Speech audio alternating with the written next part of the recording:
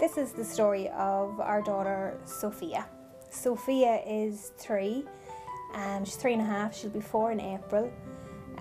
She's a very happy, bright little girl, but unfortunately she has Spastic Diplegic Cerebral Palsy, which affects her mobility. When Sophia was a baby, when we used to change her nappy, her leg used to tremor. We never really thought of it, but when she started to develop and get a little older and became 1.5, 2, we realised that she wasn't kind of hitting her milestones. She wasn't sitting up when she should have sit up, and she wasn't kind of walking or taking her first steps when, you know, other kids would walk. So obviously she was our, you know, our youngest, so we knew kind of what to look out for. So at that point we were kind of linking in with the public health nurse, and we kind of went to an orthopaedic surgeon in Dublin, and that's when she kind of suggested to us that, you know, maybe Sophia has cerebral palsy. I think just after Sophia's second birthday she was then diagnosed with spastic diplegic cerebral palsy. So it was at that point then, when we heard the word cerebral palsy, that we got a big shock. Nobody wants to hear those words. I suppose, you know, it's very daunting as a parent to hear that your child has any sort of medical condition. But at that point we started to research then. We started to go on the internet. It became, if everyone says don't go on the internet, but it was actually became my best friend, and it still is. And it was at that point then that I came across the surgery in America. And I applied in September then online to have her assessed. And at that point the surgeon came back and said, you know, we think Sophia is an excellent candidate, but we need to see her MRI, we need to see a spinal x-ray, and we need to see hip x-rays. And then we met with the surgeon, and he met Sophia and he looked at her and he looked at her legs, and he said, no, she's the perfect candidate.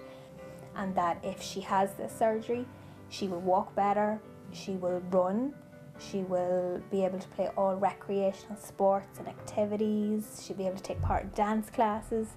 So really and truly, you know, it was a no-brainer for us at that point.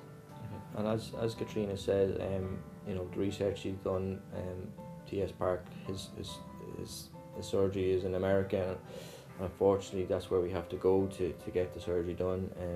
It's not available to us in Ireland. And T.S. Park is the surgeon who invented this surgery, so he's the pioneer, and he's done over 4,000 patients at this stage.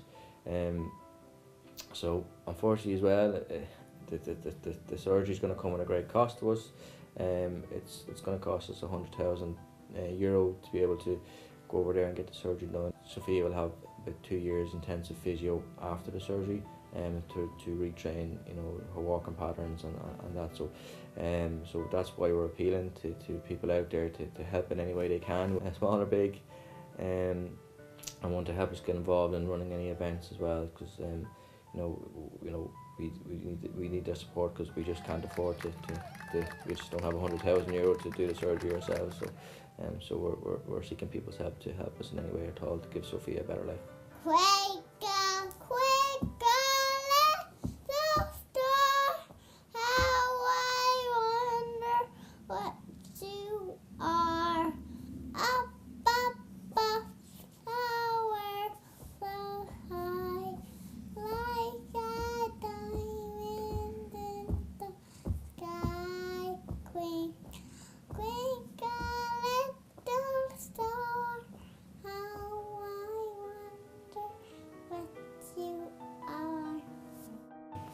So we're appealing for people now to help us raise the €100,000 for Sophia. We've launched a fundraising campaign called Happy Feet for Sophia, so you'll probably see her posters everywhere. If you can give it a like and share, or donate as generously as you can, we'd really appreciate it. Or if you want to organise any fundraisers or get involved in any fundraisers that we've already organised, you know, we just really appreciate any help that we can get. Please help us to get Sophia her happy feet that she deserves.